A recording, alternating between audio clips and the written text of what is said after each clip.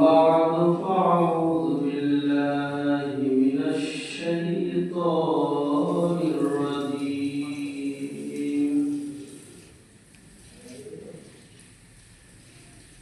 ببركة بسم الله الرحمن الرحيم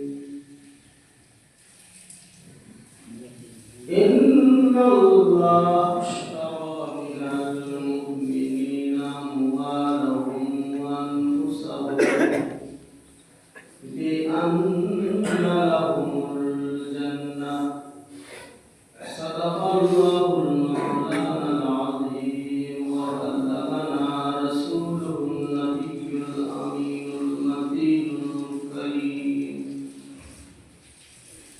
ونحن على ذلك لمن الشاهدين والشاكرين والحمد لله رب العالمين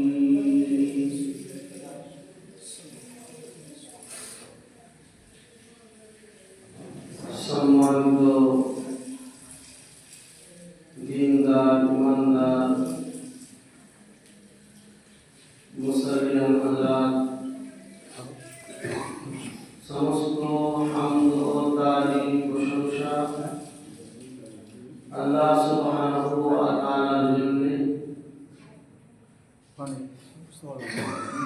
যিনি খালিক ও মালিক রাজ্জাক রব্বুল আলামিন, যিনার প্রশংসা কোনো শেষ নাই। তাই সংক্ষেপে আমরা সকলে মিলে আল্লাহর প্রশংসা করি, বলুন আলহামদুলিল্লাহ। আলহামদুলিল্লাহ। হামদ ও সানার পরে দরুদ ও সালাম বর্ষিত হোক নবী করিমের শেরওয়ানি তাজদারি আম্বিয়া রাহাতে কলব সিনা সাকিবের উদ্ধারকারী বেসাহারা সাহারা আমিনার দুলারা আমাদের মুস্তাফা সাইয়্যিদনা মুহাম্মদ রাসূলুল্লাহ সাল্লাল্লাহু আলাইহি ওয়াসাল্লামের প্রতি শত কোটি কোটি দরুদ ও সালাম বর্ষিত হোক, পবিত্র হোক, মুহাম্মদ আল্লাহুম্মা আমিন।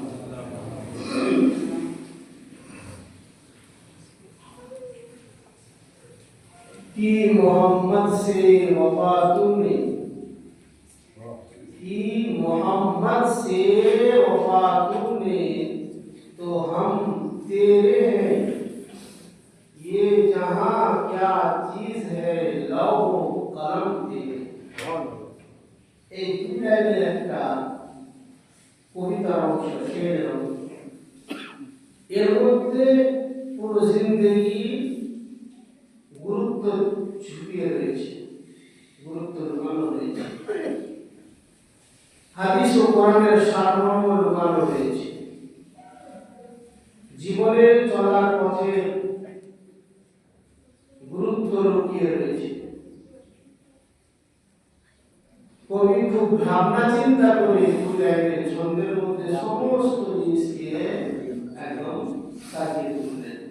কি मोहम्मद से वफा तूने तो हम तेरे, এটা তর্জমা। কি मोहम्मद से वफा तूने हम तेरे, हम থেকে মুরাদ রব্বুল আলামিন।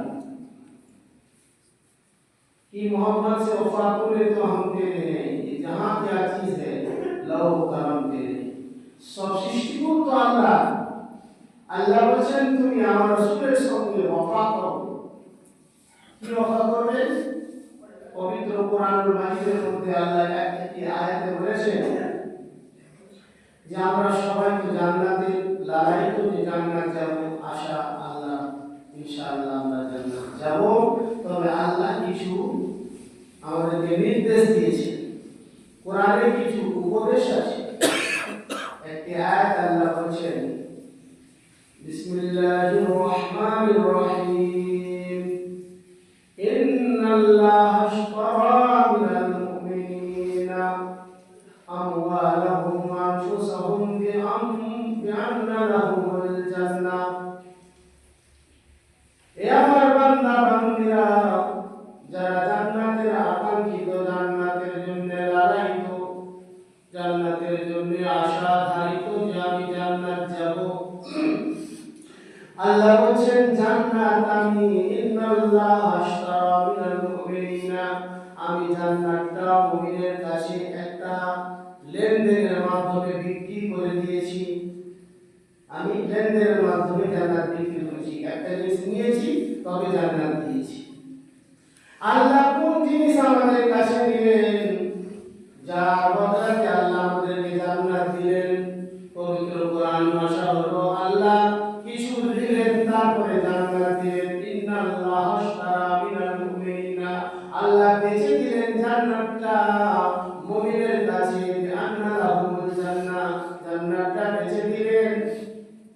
আমওয়ালাহুম ওয়া আনফুসাহুম, আল্লাহ বলেন তোমার জানের এবং তোমার মালের বদলাতে আমি আল্লাহ জান্নাতখানা বিক্রি করে দিলাম। ভাববো এবার যে আল্লাহ আমাদের জান নিয়ে আর মাল নিয়ে করবে। বাবার বিষয় আল্লাহ বলছেন আমি তোমাদের জানের বদলাতে আর মালের বদলাতে, এই দুইটি জিনিসে ইন্নাল্লাহ আশতারা মিনাল মুমিনিনা মিন আমওয়াল আনফুসাহুম বিআন্না লাহুমুল জান্নাহ, মাল এবং জানের বদলাতে আমি আল্লাহ জান্নাতটা বিক্রি করে দিলাম। এবারে আল্লাহ রাব্বুল আলামিন বলেছেন যে মাল এবং জান এই দুইটি জিনিস সে পরিবর্তে আমি জান্নাত দিয়েছিলাম। তো আমার মালেরও দরকার নাই, জানেরও দরকার নাই, আমি আল্লাহ রাব্বুল আলামিন চাই। যেমন বাপ যদি কোনো ছেলেকে সঠিক লাইনে আনতে চায়, তো তার উপর কিছু এমন একটা দায়িত্ব ভার তাকে দেয়, মনে হবে তখনকার মতো যে এই দায়িত্বটা ছেলের জন্য খুব ভারী। আল্লাহ সুবহানাহু ওয়া তাআলা অনুরূপভাবে বোঝাতে চাইছেন যে আমি যে মাল এবং জানের বদলাতে জান্নাত দিলাম তোমাদেরকে, দুনিয়ায় চলার সময় এমন দুনিয়ার মোড় আসবে, জিন্দেগি এমন মোড় আসবে যেখানে দেখা যাবে যে শরীয়তের আইন মানতে গিয়ে তোমার মালের লোকসান হয়ে যাচ্ছে, ব্যবসার লোকসান হয়ে যাচ্ছে। শরীয়তের বিধান, আল্লাহর আইন, কোরআনের আইন, হাদিসের আইন, নবীর আইন মানতে গিয়ে আপনার ব্যবসায় ক্ষতি হচ্ছে, ব্যবসায় আপনার লোকসান লেগে গেছে, বিজনেসে আপনার ক্ষতি হচ্ছে। ওই জায়গায় আল্লাহ বললেন যে বান্দা আমি তোমার মালের পরিবর্তে তোমাকে জান্নাত দিয়েছি। তোমার বিজনেসের ক্ষতিটা তুমি দেখিও না, তোমার মালের ক্ষতি দেখিও না। আমরা ভাবি কাজ কর্ম নষ্ট করে, ব্যবসা বন্ধ করে নামাজে যাব, এ তো আমার বিজনেসের ক্ষতি হয়ে গেল, আমার ব্যবসার ক্ষতি হয়ে গেল। কিন্তু আমার আল্লাহ বলেন বান্দারে আমি এই ক্ষতির পরিবর্তে তোমাকে এমন একটা সুন্দর উপহার দিয়েছি, এমন একটা সুন্দর জিনিস আমাকে বদলাতে দিয়েছি, যার নাম হলো জান্নাত। বিআন্না লাহুমুল জান্নাহ। তো এই জায়গায় কোরবানি আল্লাহ চাইলেন যে তোমার মালের বদলাতে আমি জান্নাত তোমাকে দিয়েছি। সব জায়গায় আল্লাহ, এটাও আল্লাহ রাব্বুল আলামিন মানুষের উপকারের জন্য, ভালোর জন্য দিলেন। আর কি বলছেন ওয়া আনফুসাহুম, জানের জন্য। এমন সময় আসবে যে ইসলামের আইন মানতে গিয়ে তোমাকে অনেক কষ্ট হচ্ছে। তুমি মুসলমান, দাঁড়িয়ে রাখতে পারো না, তুমি অফিসে চাকরি করছো, ইসলামের আইন মানতে গিয়ে তোমার দ্বিধা হচ্ছে, তোমার কষ্ট হচ্ছে। আমার আল্লাহ বললেন বান্দারে তুমি ওটা দেখিও না, তোমার জানের পরিবর্তে আমি আল্লাহ তোমাকে জান্নাত দিয়েছি। তুমি নিজে ইসলামের আইনকে মানো, ইসলামের বিধানকে মানো, তোমার মাল যাবে চলে যাক, জান যাবে চলে যাক, চাকরি যাবে যাক, ব্যবসা যাবে যাক, কিন্তু ইসলামের আইনকে ছাড়া হবে না, নবীর বিধানকে ছাড়া হবে না। কারণ আল্লাহ আমাদের কাছে জান্নাত দিয়েছেন জান এবং মালের পরিবর্তে। পরিষ্কার ভাবে বুঝতে পারলেন? এই জন্য শায়ের কবি এই দুইটি লাইন বললেন যে কি মোহাম্মদ সে वफा तूने तो हम तेरे ये जहां क्या चीज है लौह करम तेरे এবং মোহাম্মদের সঙ্গে वफा কোন জিনিসটা কি মুহাম্মদুর রাসূলুল্লাহ সাল্লাল্লাহু তাআলা আলাইহি ওয়াসাল্লাম কে আল্লাহ পাঠিয়েছিলেন কেন রব্বুল আলামিন মানুষের হেদায়েতের জন্য পাঠিয়েছেন হেদায়েত কাকে বলে এই হেদায়েতটা কি জিনিস এটা বুঝতে হবে হেদায়েত আরবি শব্দ হেদায়েত মানে হলো যে এমন একটা রাস্তা উনি আমাদেরকে বলে দিবে যেই রাস্তায় চলতে গেলে আমি সিধা জান্নাতে ঢুকে যেতে পারব এটার নাম হলো শর্টকাটে হেদায়েত মানে এমন একটা রাস্তা আমার নবী আমাদেরকে বলে দিয়েছে এমন একটা পথ আমাদেরকে বলে দিয়েছে ওই পথের পথিক হয়ে যদি আমরা দুনিয়ায় চলতে পারি আর ওই পথের পথিক হয়ে যদি মৌতের জানটা পান করতে পারি তো মরণের পরে সিধা আপনি জান্নাতে যাবে এটাকে বলে হিদায়াত হিদায়াতের পথ তো রাসূলুল্লাহ সাল্লাল্লাহু তাআলা আলাইহি ওয়াসাল্লাম এই দুনিয়ায় এসেছিলেন ওই পথ দেখাবার জন্য হাদিয়ে ইসলাম আমাদের রাহবার কিসের রাহবার মানে রাস্তা দেখানে वाला তো রাস্তা কিসে দেখিয়েছেন জান্নাতের রাস্তা দেখিয়েছেন আমরা সবাই কিন্তু জান্নাতের আশাধারী জান্নাত যাব কিন্তু দেখা যাচ্ছে আমি ওই পথ ছেড়ে দিয়েছি নিজের ইচ্ছা মতো জীবন যাপন করেও ওই জান্নাতে যাওয়ার ইচ্ছাটা রাখি এটা হলো ভুল রাসূলুল্লাহ সাল্লাল্লাহু আলাইহি ওয়াসাল্লাম আল্লাহ হাদি ও রাহবার করলেন আমাদের জন্য আর নবী পাক সাল্লাল্লাহু আলাইহি ওয়াসাল্লাম এই জন্য দুনিয়ায় এসেছিলেন যে মানুষকে অন্যায় থেকে হারাম থেকে নাজায়েজ থেকে সব মুক্ত করে মানুষ যাতে সুষ্ঠুভাবে জীবন যাপন করে এই জন্য রাসূলুল্লাহ সাল্লাল্লাহু আলাইহি ওয়াসাল্লামকে আল্লাহ পাঠিয়ে দিলেন ইসলামের আইন যদি চালু হয়ে যায় নবীর আইন যদি চালু হয় শরীয়তের আইন যদি চালু হয় কোনো মানুষ অশান্তিতে থাকবে না কোনো জায়গায় চুরি চিন্তায় ডাকাতি হবে না কোনো মেয়ের ধর্ষণ হবে না কোনো মেয়ের অশান্তি হবে না ইসলামের আইন হলো চুরি যদি করে ধরা পড়ে একটা হাতটা কেটে দাও যে লোকটার হাত কাটা পড়বে জীবনে চুরি করবে না মুসলিম ছেড়ে দিতে আবার দেশে চুরি করবে ইসলামের আইন হলো ধরা পড়লো হাত কেটে দাও ব্যভিচার করতে যদি ধরা পড়ে অবিবাহিত যদি হয় তাদেরকে কোড়া মেরে মেরে তাদেরকে সাজা দাও একটা ছেলে মেয়েকে যদি কোড়া লাগে জীবনে আর অন্য কেউ করতে যাবে না আর যদি বিবাহিত হয় রজম করে অর্থাৎ পাথর মেরে মেরে তাদেরকে একদম শেষ করে দাও জীবনে যদি এইরকম সাজা চলে আসে ইসলামের আইন যদি আসে দ্বিতীয় আইন কেউ করার সাহস পাবে না মিল্লাত ইসলামী এই জন্য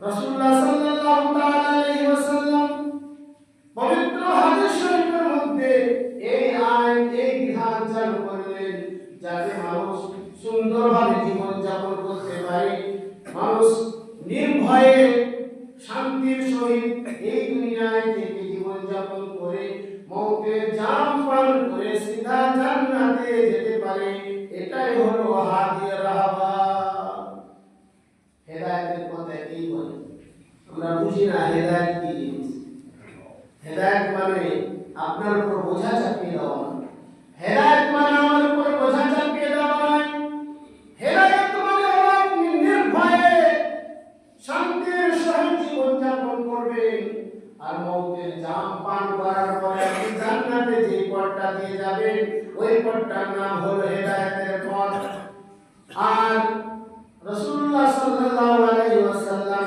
যে আমাদের হাদি ও রাহবার যিনি আমাদের রাহবারি করেছেন কিসের রাহবারি করেছেন এই দুনিয়ার মধ্যে মানুষকে কিভাবে চলে ওই জান্নাতের পথ পেতে হবে বিস্তারিত হবে আমার নবী পাক সাল্লাল্লাহু তাআলা আলাইহি ওয়াসাল্লাম 23 বছর যাবত পড়িয়ে দিয়েছেন 23 বছর ধরে আমার নবী প্র্যাকটিক্যাল করে রেখেছেন কোন কোন জায়গায় কিভাবে কাজ কর্ম ব্যবসা বাণিজ্য চলাফেরা ঘর সংসার সব বিস্তারিত একদম ওপেন ভাবেও রাসূলুল্লাহ সাল্লাল্লাহু আলাইহি ওয়াসাল্লাম সব বলে দিয়েছেন। কোন একটা দিক নাই যে শরীয়তে সেটার ব্যাপারে বলা নাই। বিবাহ থেকে নিয়ে তালাক থেকে নিয়ে মুসলমান থেকে নিয়ে আকিকা থেকে নিয়ে ব্যবসা থেকে নিয়ে যুদ্ধ থেকে নিয়ে সম্পর্কে সব বিষয় বলা আছে কে কতটা পাবে। এবার আপনি যদি দুনিয়াবি লাভের জন্য এক অপরের হক নষ্ট করে শরীয়তের বিধানকে আপনি যদি না মানেন তো আপনি তো মানের পরিবর্তে আল্লাহ বললেন ইন্নাল্লাহ আশতারা মিনাল মুমিনিনা আনফুসাহুম বিআন্না লাহুমুল জান্নাহ, এই আয়াত থেকে আপনি বাদ করে দিলেন। তাহলে আমি আপনি জান্নাতের আশাও করেন। মিল্লাত ইসলামিয়া এই জন্য রাসূল পাক সাল্লাল্লাহু তাআলা আলাইহি ওয়াসাল্লামের ব্যাপারে শায়ের বললেন কি মোহাম্মদ সে ওফা তूने तो हम तेरे हैं। অর্থাৎ রাসূল পাক সাল্লাল্লাহু আলাইহি ওয়াসাল্লাম যে পথ আমাদেরকে বলে দিলেন, যে রাস্তা আমাদেরকে বলে দিলেন, এটা হলো ওনার দেখানো পথ। ওই পথের সঙ্গে যদি আপনি লিপ্ত থাকেন, ওই পথে যদি আপনি নিজেকে দাঁড় করিয়ে রাখেন, এটা হলো নবীর সঙ্গে ওফা করা। আমার নবী পাক সাল্লাল্লাহু আলাইহি ওয়াসাল্লাম সাহাবাদের কাছে হাতে হাত রেখে বায়াত দিলেন, এ আমার সাহাবারা জীবনে করো আল্লাহ তুশরিক বিল্লাহি শাইয়া, জীবনে কোনো শিরক করিও না, ওয়া বিল ওয়ালিদাইনি ইহসানা, আর পিতামাতার প্রতি সহৃদয়বান হয়ে যাও, দয়াবান হয়ে যাও। আল্লাহ বললেন আমার বন্দেগী করার পরে পরে তোমার পিতামাতার তুমি সেবা করো। আজকে আমরা কতটা নিজে নিজে ভাবেন না আমরা নিজের পিতামাতার কতটা মর্যাদা। পাড়া প্রতিবেশীর হক নষ্ট করিও না, আত্মীয় স্বজন এতিমের হক নষ্ট করিও না। আজকে আমরা দুনিয়ার অর্থের জন্য যে অর্থটা আমি দুনিয়ায় রেখে চলে যাব, আমার তো কবরে নিয়ে যাওয়ার ক্ষমতা নাই, হাসরের ময়দানে আর যাবে না। কবরের ময়দানে ওই অর্থটা যাবে কিন্তু অন্যভাবে। এই আপনার যে বিশাল টাকার মালিক হলেন আপনি, হারাম টাকা জড়ো করে করে করে করে আপনি বিশাল অর্থ সঞ্চয় করে নিয়ে যাওয়ার ক্ষমতা নাই, কিন্তু আল্লাহ বলছে কবরে পাঠাবো তোমার আমি অবশ্যই। কবরে যাবে আপনার মাল, আপনি যেটা হারাম করে জমা করে গেছেন, কিভাবে যাবেন জানেন? হাদিসে রাসূলুল্লাহ সাল্লাল্লাহু আলাইহি ওয়াসাল্লাম বলেছেন বিরাট একটা আজদা সাপ কবরের মধ্যে দেখা দিল। যখন মাইয়াত উঠে বসবে বিরাট সাপ একটা দেখা দিবে, তো মাইয়াত ওই কবরবাসী জিজ্ঞাসা করবে তুমি কে? তো ওই সাপের জবান খুলে দেবে আল্লাহ, আর ওই সাপ বলবে আনা কুনজু, আমি তোমার সেই খাজানা, সেই দৌলত, সেই মাল, যে মালটা তুমি অন্যায়ভাবে উপার্জন করে জমা করে দুনিয়ার মধ্যে নিজের ওয়ারিসের জন্য রেখে এসেছো। তোমার সঙ্গে আমার মহব্বত কত ছিল, তুমি ফকিরকেও দাইনি, যাকাতও বের করনি, না মাদ্রাসা দিয়েছো, না মসজিদে দিয়েছো, না এতিম গরিব দুঃখীকে দিয়েছো, না আত্মীয় স্বজনের কষ্ট ছিল, আত্মীয় স্বজনেরা কষ্টে জীবন যাপন করেছে, তবুও তুমি তাদেরকে দাওনি। আমি সেই মাল আল্লাহ আমাকে সাফ করে তোমার কাছে পাঠিয়ে দিলে। বলে কতক্ষণ থাকবে? বলে যতদিন কিয়ামত না হবে আমি তোমাকে দংশন করতে থাকবো। এইভাবে আল্লাহ আপনার কাছে পাঠিয়ে দিব মালটা। তো মালের মহব্বত ভালো নয়। সন্তানের মহব্বত ততটুকু রাখতে হবে যতটুকু আপনি নিজের ঈমানটা বাঁচাতে পারবেন। ঈমান হারিয়ে দিয়ে মালের মহব্বত, সন্তানের মহব্বত, এটা আপনার জন্য ভয়ঙ্কর হবে যখন আপনি মাটির নিচে যাবেন। এই জন্য শায়ের বলল কি मोहम्मद से वफा तूने तो हम तेरे, ये जहां क्या चीज है लौह कलम तोरे, দুনিয়ার সমস্ত 18,000 মখলুকা তোমার গোলাম হয়ে যাবে, তুমি নবীর গোলাম হয়ে যাও। আরশ আযম তোমার প্রশংসা করে, আল্লাহর আরশে তোমার প্রশংসা করে। আল্লাহ সুবহানাহু ওয়া তাআলা আমাদেরকে মানার এবং চলার তৌফিক দান করেন। আমাদের ইল্লাল বালাগুল মুবিন। আসসালামু আলাইকুম ওয়া রাহমাতুল্লাহি ওয়া বারাকাতুহু। মিনাল সুন্নাহ ওয়া কাসা